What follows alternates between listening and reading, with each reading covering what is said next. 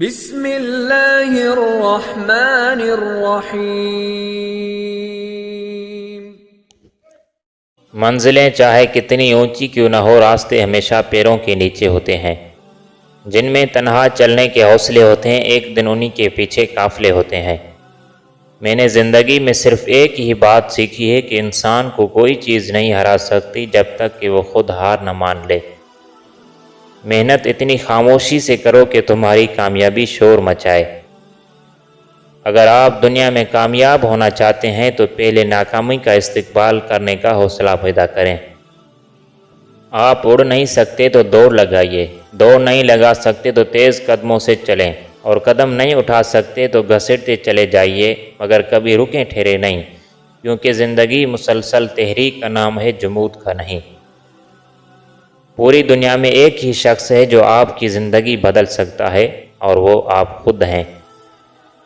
ہم زندگی میں ضرور کامیاب ہوں گے اگر ہم ان نصیحتوں پر عمل کریں جو ہم دوسروں کو دیتے ہیں۔ تاریخ کو آپ کے ماضی سے کوئی غرض نہیں کہ وہ کیسا اور کتنا شاندار گزرا ہے، وہ آپ کا حال دیکھ کر آپ کا مستقبل طے کرتی ہے، اور یہی قانون فطرت ہے۔